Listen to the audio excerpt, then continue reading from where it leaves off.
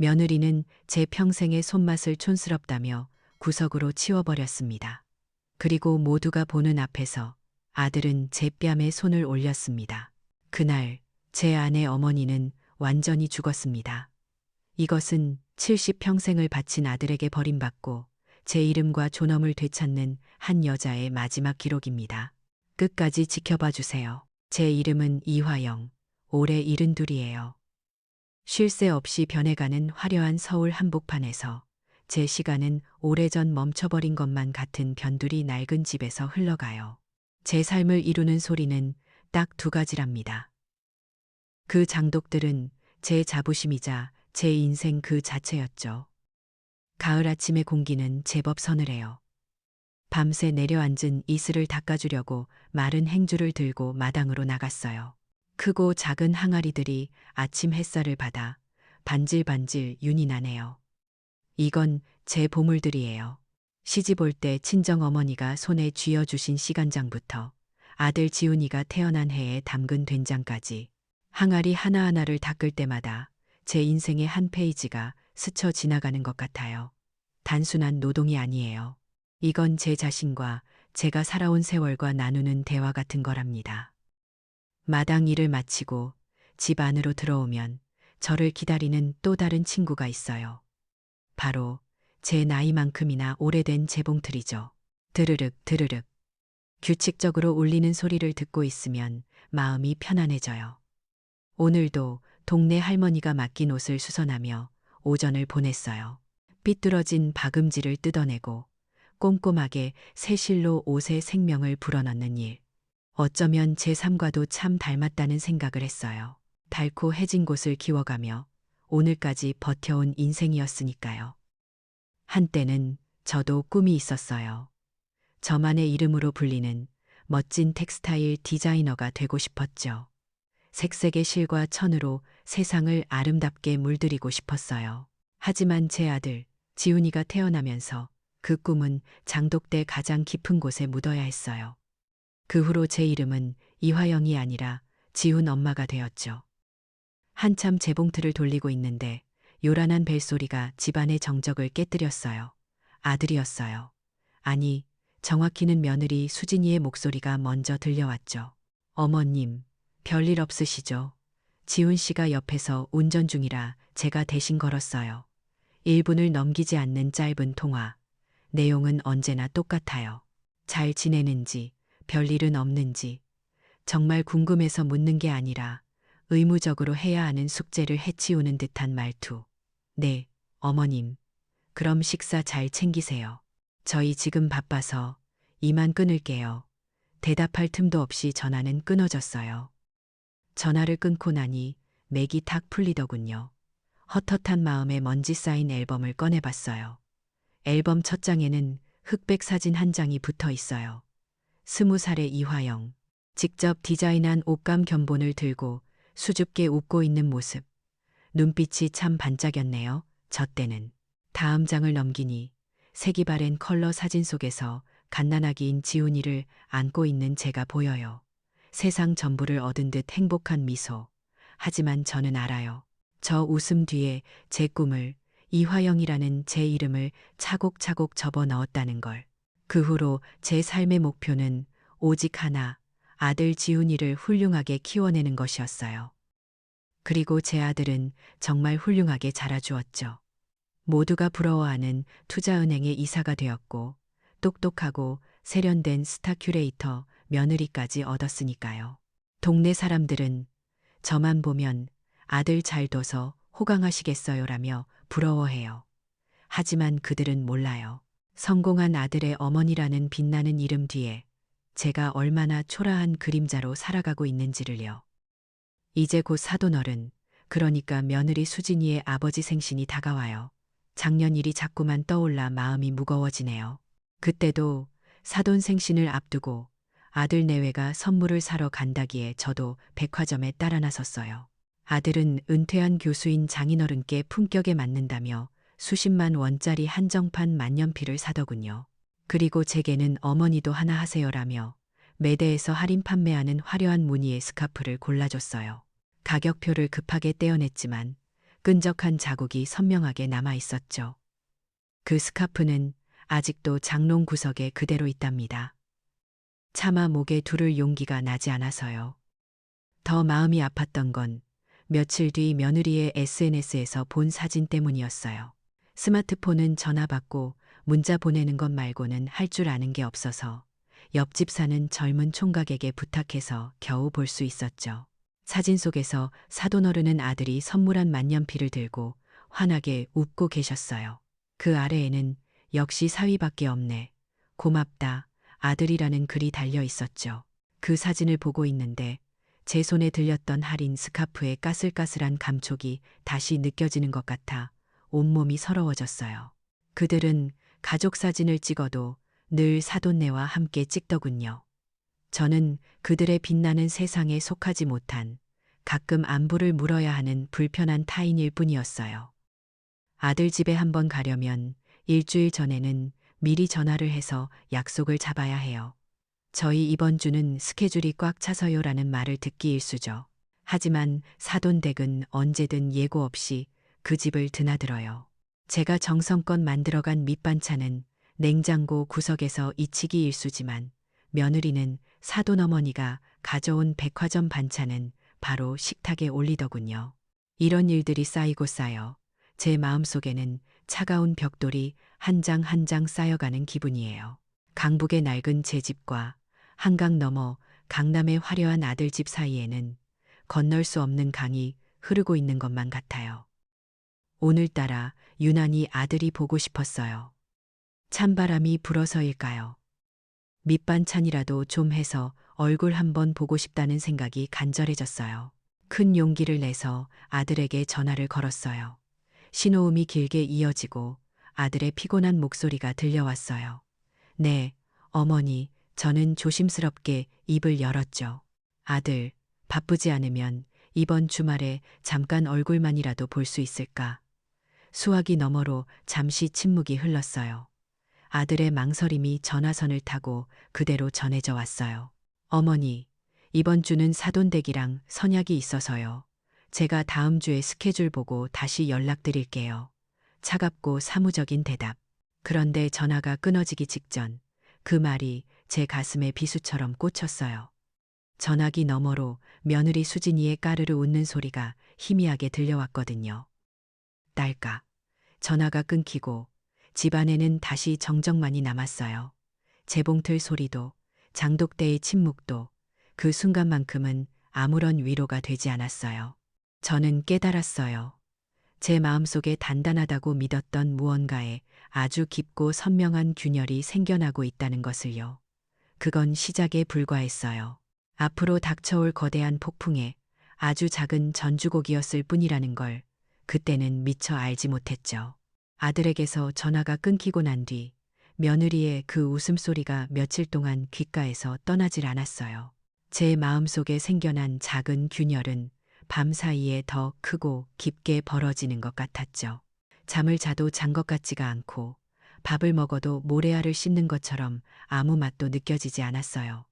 텅 빈 집안에 혼자 있는 게 꼭 벌을 받는 것만 같았죠. 이 무기력함에서 벗어나려면 무엇라도 해야 했어요. 몸을 바쁘게 움직이면 이 지긋지긋한 생각들도 좀 잊을 수 있지 않을까 싶었거든요. 마침 김장철도 다가오고 새로 담가야 할 장도 있었어요. 그래, 이거라도 하자. 내가 평생 해온 일, 내 손으로 무언가를 만들어내는 일에 집중하다 보면 괜찮아질 거야. 저는 스스로를 다그치며 며칠 동안 잠도 설치고 끼니도 거르며 일에만 매달렸어요. 수백 포기의 배추를 절이고 산더미 같은 양념을 버무리고 커다란 장독에 새매주를 넣고 소금물을 부었죠. 몸은 천근만근이었지만 멈출 수가 없었어요. 멈추는 순간 아들의 차가운 목소리와 며느리의 웃음소리가 다시 저를 덮쳐올 것만 같았거든요. 결국 사달이 나고야 말았어요. 그날도 새벽부터 마당에서 장독을 정리하고 있었는데 갑자기 눈앞이 핑 돌면서 세상이 꺼멓게 변하더군요. 정신을 차렸을 땐 제 몸 위로 차가운 시멘트 바닥에 냉기가 느껴졌어요. 마당에 그대로 쓰러진 거였죠. 다행히 옆집 아주머니가 마당에 쓰러져 있는 저를 발견하고 119에 신고를 해주셨어요. 낯선 구급대원들의 목소리를 들으며 저는 희미해지는 의식 속에서 생각했어요. 아, 이렇게 가는구나. 다시 눈을 떴을 땐 병원 응급실의 차가운 침대 위였어요. 코를 찌르는 소독약 냄새, 여기저기서 들려오는 기계음과 사람들의 신음소리. 의사는 제게 과로와 영양실조라고 하더군요. 팔에는 차가운 링거 주사바늘이 꽂혀 있었죠. 혼자라는 사실이 너무나 서럽고 무서워서 떨리는 손으로 아들에게 전화를 걸었어요. 제발 받아라, 제발. 몇 번의 신호음 끝에 아들의 목소리가 들려왔어요. 다행이라는 생각도 잠시, 아들의 다음 말이 제 가슴을 후벼 팠어요. 어머니, 지금 조단위 투자건을 결정하는 VIP 고객 미팅 중이라 절대 못 가요. 별일 아니시죠?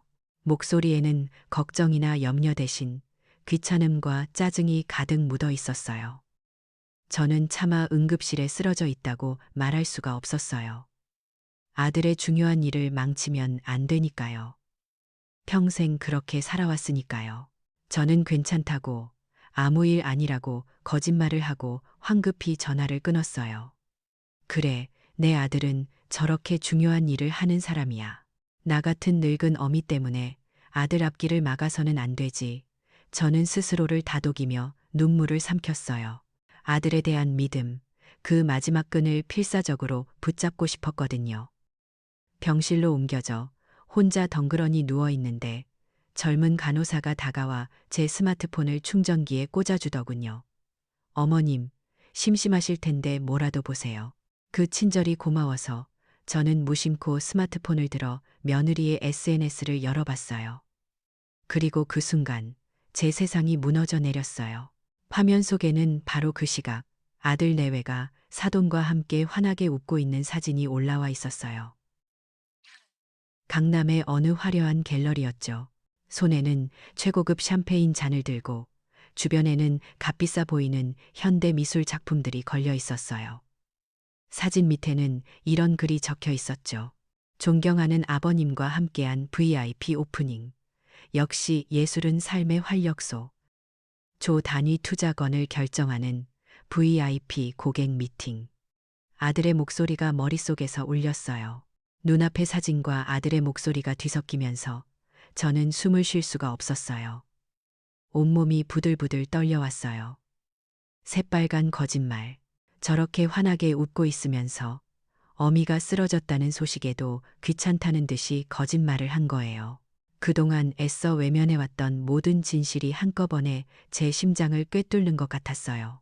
저는 그들의 빛나는 세상에 속하지 않은 그저 귀찮고 거추장스러운 존재일 뿐이었던 거예요. 며칠 뒤 퇴원을 했어요. 집으로 돌아왔지만 집은 더 이상 예전처럼 아늑한 공간이 아니었어요. 텅 비고 차가운 감옥 같았죠. 저는 마지막으로 희망을 걸어보기로 했어요. 어쩌면 아직은 돌이킬 수 있을지도 모른다는 미련 때문이었을까요? 제 70번째 생일이 다가오고 있었거든요. 저는 아들에게 전화해서 다른 건 아무것도 필요 없으니 생일날 저녁에 다 같이 모여 따뜻한 밥 한 끼만 먹자고 했어요. 제 평생의 소원이라고 아주 간절하게 부탁했죠. 아들은 뜻밖의 아주 흔쾌히 그러겠다고 약속했어요. 저는 그 말을 믿고 정말 오랜만에 설레는 마음으로 생일날을 기다렸어요. 하지만 그 약속은 더 큰 절망을 위한 미끼일 뿐이었어요. 생일을 2주 앞둔 어느 날 아들에게서 전화가 왔어요. 목소리가 평소보다 들떠 있었죠. 어머니, 좋은 소식이 있어요. 마침 사돈께서 이탈리아로 아트 투어를 계획하셨는데 저희도 같이 가기로 했어요. 아주 좋은 기회라서요. 저는 심장이 철렁 내려앉았어요. 그래서 내 생일은 어떡하고? 제 물음에 아들은 너무나 천진난만하게 대답했어요. 걱정 마세요. 여행 출발이 생신 바로 다음 날 새벽이거든요. 그러니까 저녁 늦게 어머니 댁에 들러서 식사하고 바로 공항으로 가면 시간이 딱 맞을 것 같아요. 완벽하죠? 완벽하다고요? 그 순간 제 머릿속에서 무언가 툭 하고 끊어지는 소리가 들렸어요. 내 70평생이 내 아들의 이탈리아 여행을 위한 경유지 취급을 받는 순간이었어요. 평생 자식에게 싫은 소리 한 번 못했던 제가 처음으로 전화기에 대고 소리를 질렀어요. 필요 없어. 그따위 저녁 필요 없으니까 당장 꺼져. 저는 제 손으로 전화를 끊어버렸어요. 온몸에 힘이 빠져나가 바닥에 주저앉아 한참을 울었어요. 그리고 제 70번째 생일 당일, 저는 예감대로 혼자였어요.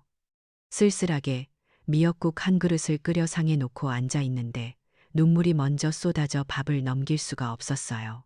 밤이 깊어갈 무렵, 혹시나 하는 마음, 아니, 어쩌면 모든 것을 끝내고 싶은 마음으로 다시 며느리의 SNS를 확인했어요.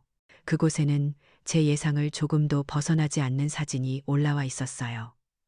인천공항의 화려한 라운지를 배경으로 온 가족이 샴페인 잔을 부딪히고 있는 사진.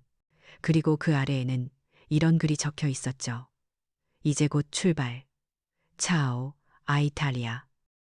그들은 또 거짓말을 한 거였어요. 제 생일 다음 날이 아니라 바로 제 생일 당일에 떠나버린 거예요. 제게는 마지막 저녁 식사조차 베풀 마음이 없었던 거죠. 그 사진을 보고 있는데 더 이상 눈물이 나지 않았어요. 대신 제 눈에서 아주 차갑고 단단한 무언가가 툭 하고 떨어지는 느낌이 들었어요. 그건 제 아들에 대한 마지막 미련, 그리고 제 삶에 대한 오랜 환상의 조각이었을 거예요. 그날 밤, 제 아내 어머니는 죽었어요. 그리고 그 잿더미 속에서 아주 다른 무언가가 조용히 눈을 뜨고 있었죠. 70번째 생일날 밤, 아들에 대한 마지막 환상마저 산산조각 난 후 며칠이 흘렀어요. 제 안에 무언가가 죽어버린 것 같았죠. 더 이상 눈물도 나지 않았어요. 그저 텅 빈 껍데기만 남아 밥을 먹고 잠을 자고 기계처럼 재봉틀을 돌릴 뿐이었어요. 애정이라는 감정이 있던 자리는 차갑고 단단한 돌덩이가 대신 들어앉은 기분이었죠. 이제 아무것도 기대하지 않으니 더는 상처받을 일도 없을 거라고 생각했어요. 그런데 추석을 며칠 앞두고 뜻밖에도 아들에게서 전화가 왔어요. 이탈리아에서 돌아온 후 처음이었죠. 저는 받지 않을까 잠시 망설였지만 저도 모르게 통화 버튼을 누르고 말았어요. 아들은 아무 일도 없었다는 듯 심지어 약간은 상냥하기까지 한 목소리로 말했어요.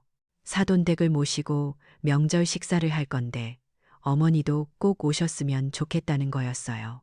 그동안 서운하게 해드린 것도 죄송하고 이번 기회에 다 같이 모여 즐거운 시간을 보내고 싶다고요. 머리로는 알고 있었어요. 이건 거짓말이다. 또 다른 속셈이 있을 것이다. 하지만 제 마음 한구석, 아주 깊은 곳에 남아있던 어머니라는 이름의 미련한 존재가 속삭이더군요. 혹시, 아니, 정말 아들이 잘못을 뉘우치고 화해하고 싶은 걸지도. 어미가 되어 자식에 대한 기대를 완전히 버린다는 건 어쩌면 불가능한 일이었나 봐요. 저는 결국 그 초대에 응하고 말았어요. 그리고 그날부터 저는 마지막이 될지도 모를 이 저녁 식사를 위해 제 모든 것을 쏟아부었어요. 이건 제 진심을 보여줄 마지막 기회라고 생각했죠. 며칠 밤낮으로 장을 보고 재료를 다듬었어요.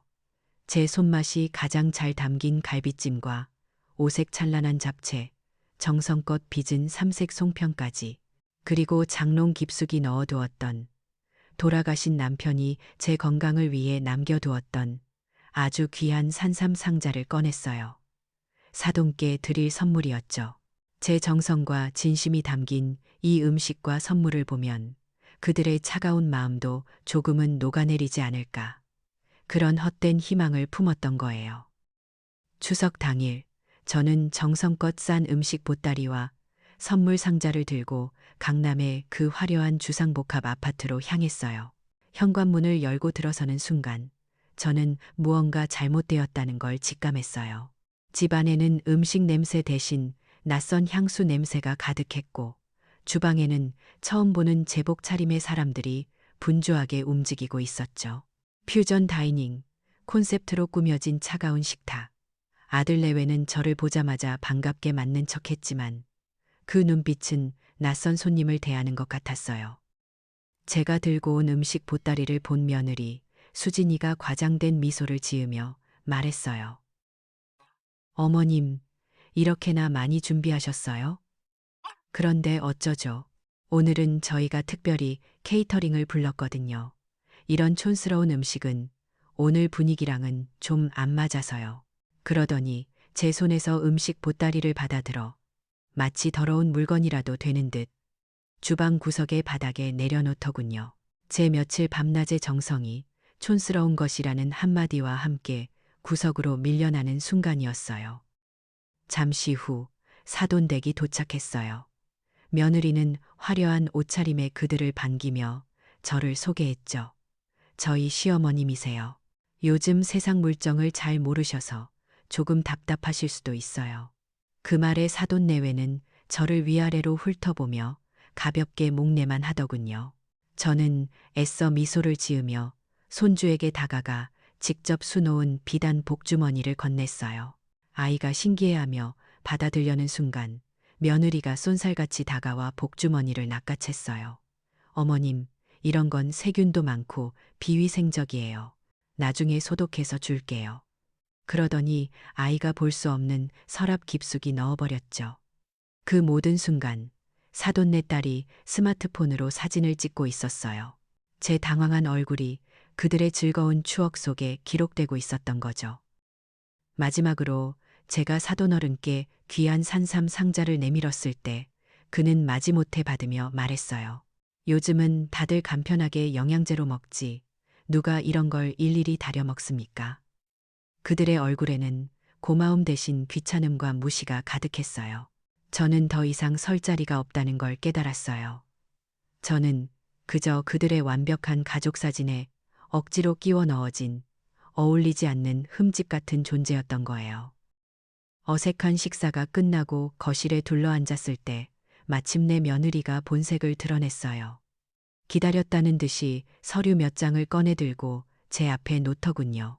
어머님, 저희가 새로 갤러리 투자를 하려고 하는데 담보가 조금 부족해서요. 별건 아니고 어머님 사시는 그 낡은 집, 저희 앞으로 명예 이전을 좀 해주셔야겠어요. 어차피 나중에 저희가 물려받을 거잖아요. 너무나 태연한 말투.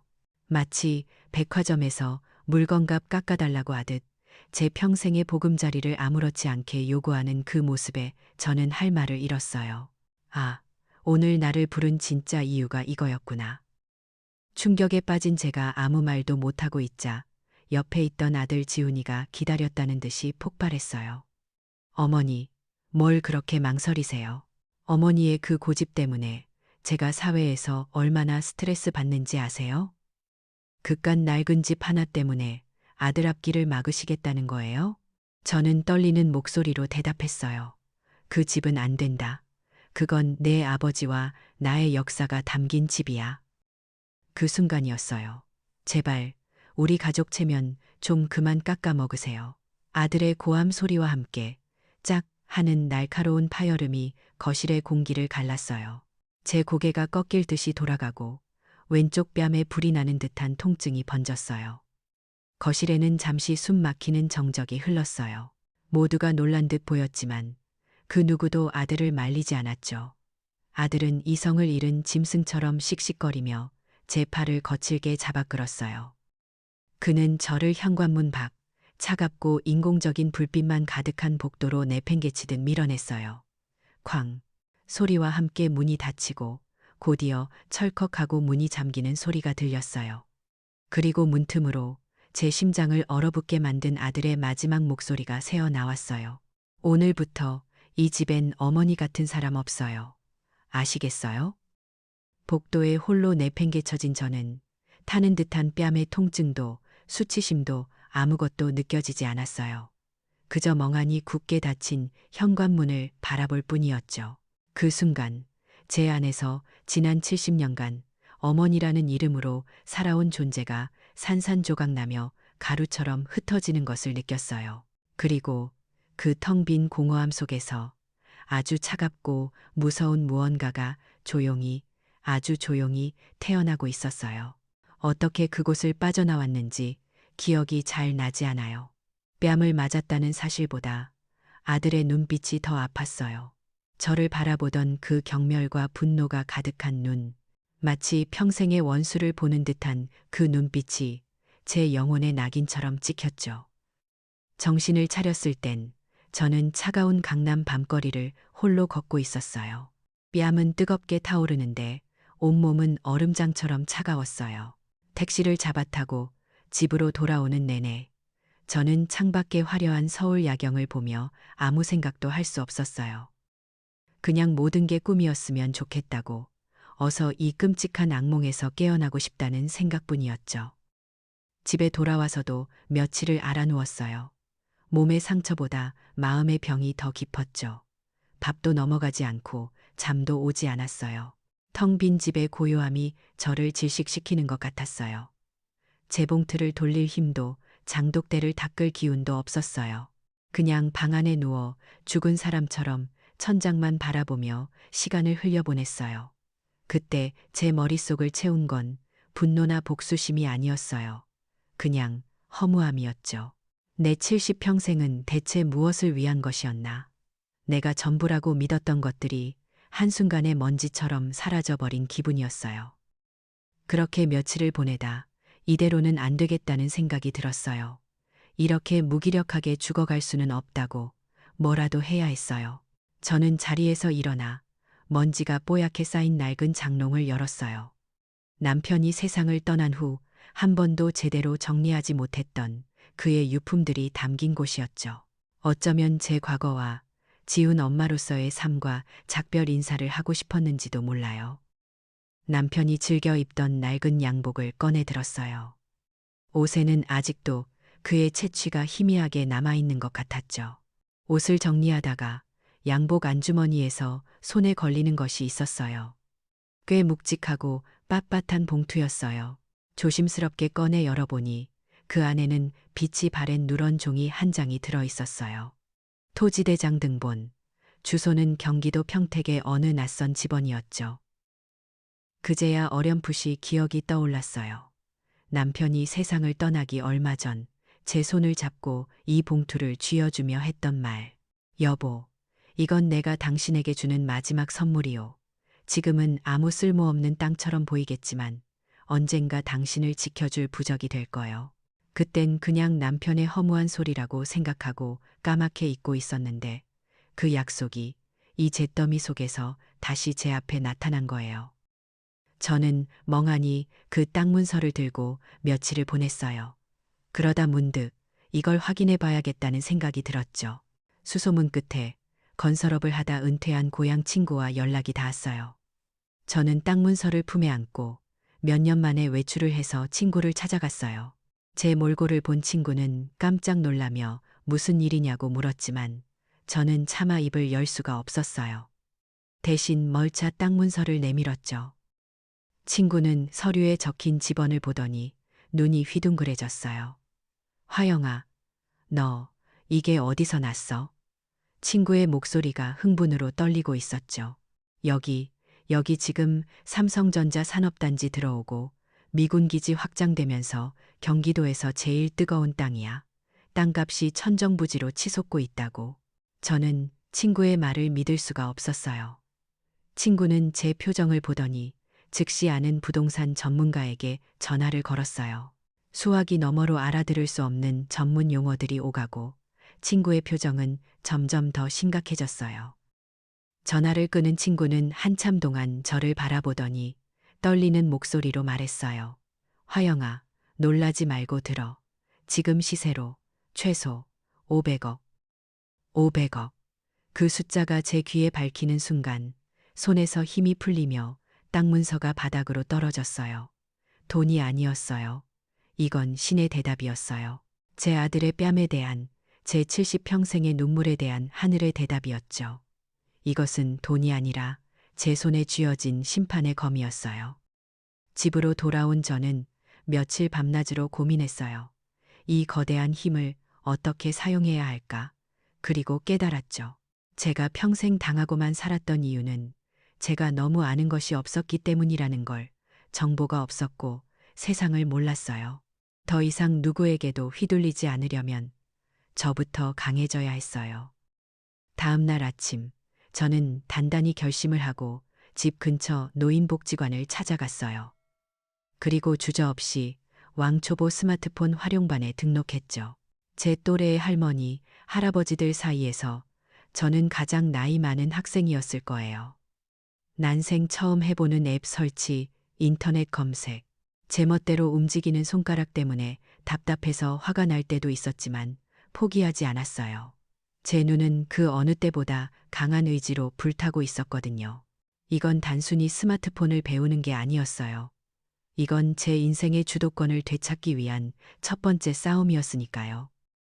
스마트폰 수업 첫날 밤이었어요. 저는 서툰 솜씨로 인터넷 검색창을 열고 한 글자 한 글자 힘겹게 단어를 쳐넣었어요. 신탁 전문 변호사. 수많은 정보가 화면에 떠올랐고 그중 한 문구가 제 눈길을 사로잡았어요. 사회적 약자를 위한 공익 신탁 전문. 저는 떨리는 손으로 그 변호사 사무실의 전화번호를 제 낡은 수첩에 정성껏 옮겨 적었어요. 제 복수의 첫 번째 청사진이 그 작은 스마트폰 화면 위에서 희미하게 그려지기 시작하고 있었어요. 스마트폰으로 변호사 사무실의 전화번호를 적어둔 그날 밤, 저는 한숨도 자지 못했어요. 수십 년 만에 처음으로 제 인생의 운전대를 제 손으로 잡는 기분이었죠. 두렵기도 했지만 그보다 더 큰 결심이 제 마음을 채우고 있었어요.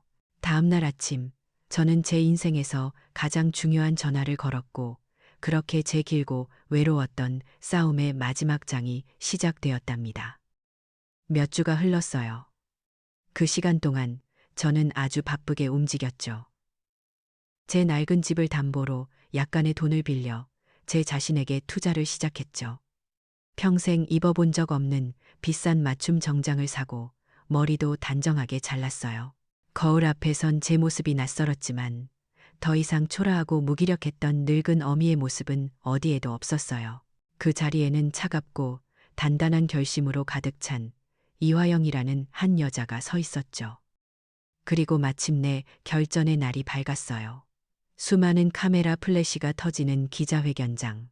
저는 변호사와 함께 단상에 앉았어요. 제 옆에는 화영재단이라는 이름이 적힌 현판이 놓여 있었죠. 저는 떨리는 목소리를 가다듬고 미리 준비한 원고를 읽어 내려가기 시작했어요. 제 전 재산, 평택 땅을 매각한 500억 원 전부를 사회에 환원하겠다는 내용이었어요. 그 돈으로 저처럼 소외된 미혼모와 자식들에게 학대받는 노인들을 위한 화영재단을 설립하겠다고요. 변호사는 이 결정이 법적으로 번복할 수 없는 취소 불가능 신탁 계약을 통해 완결되었으며 저의 유일한 혈육인 아들 이지훈 씨는 상속 대상에서 완전히 제외되었음을 명확히 밝혔어요. 기자회견장은 그야말로 벌집을 쑤신 듯했죠. 질문이 빗발쳤지만 저는 더 이상 아무 말도 하지 않았어요. 그저 굳은 표정으로 카메라를 응시할 뿐이었죠. 그날 이후 세상은 저를 현대의 의인, 얼굴 없는 천사라고 부르기 시작했어요. 제 이야기는 모든 뉴스와 신문 일면을 장식했고 SNS를 통해 순식간에 퍼져나갔죠. 사람들은 평생 모은 재산을 아낌없이 내놓은 제 용기에 찬사를 보냈어요.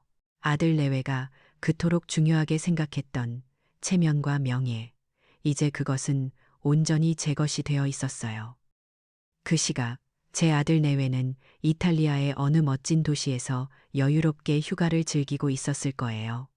그들은 인터넷 뉴스를 통해 뒤늦게 제 소식을 접했겠죠. 아마 믿을 수 없었을 거예요. 평생 자신들의 말 한마디 거역 못하던 무지하고 순종적인 어머니가 이런 엄청난 일을 벌였다는 것을요. 그들은 경악하며 급히 한국으로 돌아왔어요. 하지만 그들을 맞이한 것은 그들이 그토록 자랑스러워하던 강남의 화려한 아파트가 아니었어요. 굳게 닫힌 현관문 위에는 매각 완료라고 적힌 빨간 딱지가 붙어 있었죠. 제가 합법적인 소유주로서 그들이 없는 동안 집을 이미 팔아버린 후였거든요. 패닉에 빠진 아들에게 도착한 것은 짧은 문자 메시지 한 통이었어요. 너희들의 모든 짐은 구미공단 재산보관창고 17번 구역에 보관되어 있다. 그들이 애지중지하던 명품 가방과 옷, 값비싼 가구와 미술품들, 그 모든 것이 지금쯤 경상북도 구미의 삭막하고 먼지 쌓인 공단 창고 구석에서 차갑게 식어가고 있겠죠.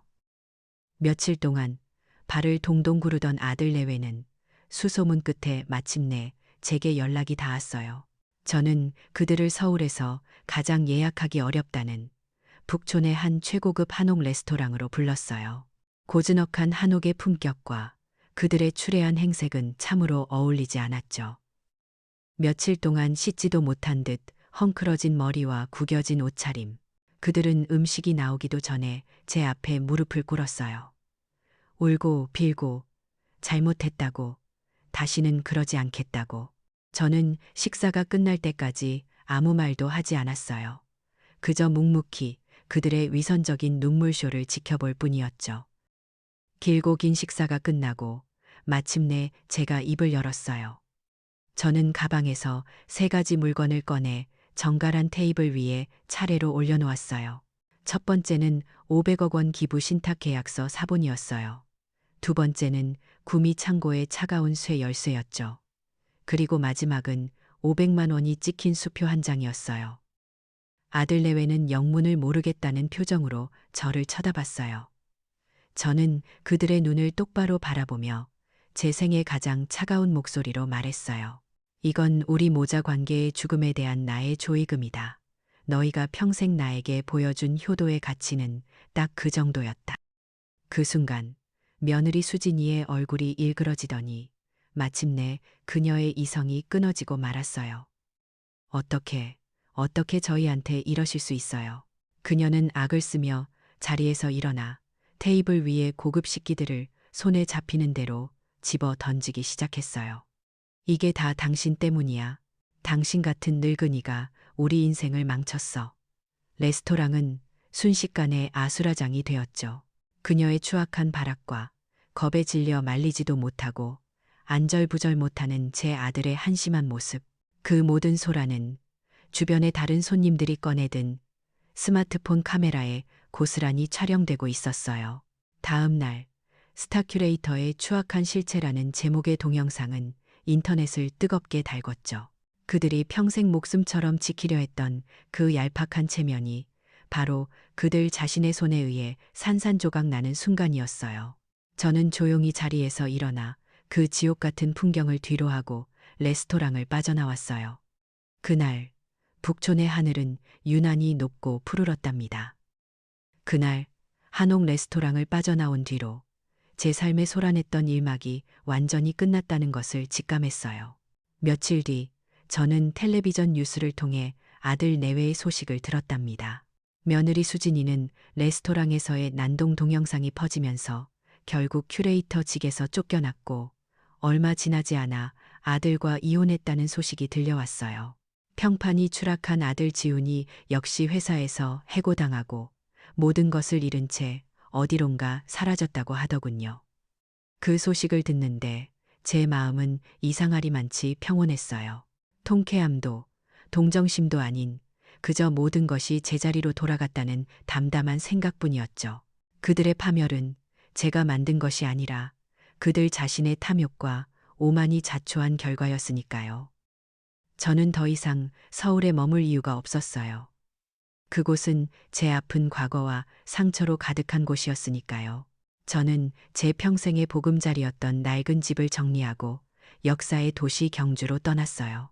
신라의 숨결이 살아있는 그 고즈넉한 도시라면 제 남은 생을 평화롭게 보낼 수 있을 것 같았거든요.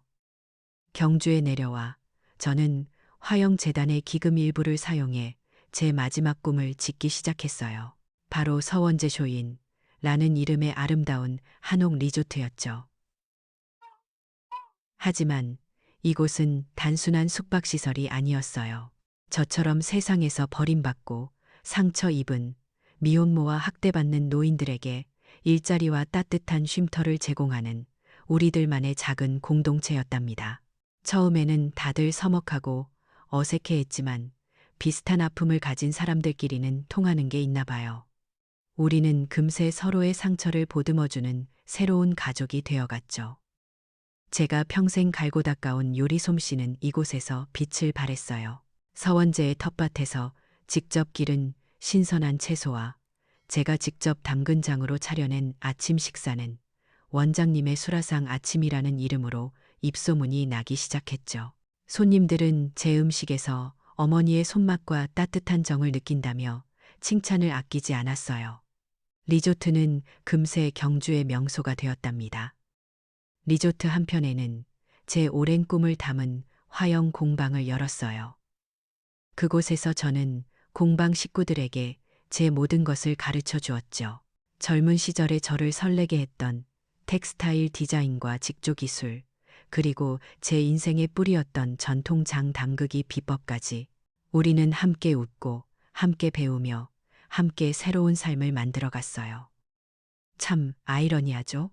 며느리가 가난의 냄새라며 경멸했던 제 된장과 고추장은 이제 서원재 명품 장이라는 이름으로 리조트의 온라인 쇼핑몰에서 날개 돋친 듯 팔려나갔어요. 제 낡은 재봉틀 위에서 다시 태어난 아름다운 직물 제품들은 공방 아트숍에서 비싼 값에 팔리는 예술 작품이 되었고요. 묻어두었던 제 꿈이 이른이 넘은 나이에 이렇게 찬란하게 다시 피어날 줄 누가 알았겠어요. 저희 이야기는 지역 언론에 소개되기도 했고 많은 사람들에게 희망과 용기를 주는 이야기가 되었어요. 어느 맑은 가을날 오후였어요. 공방에서 함께 일하는 젊은 미혼모 직원이 마루에 앉아 차를 마시는 제게 조심스럽게 다가와 묻더군요.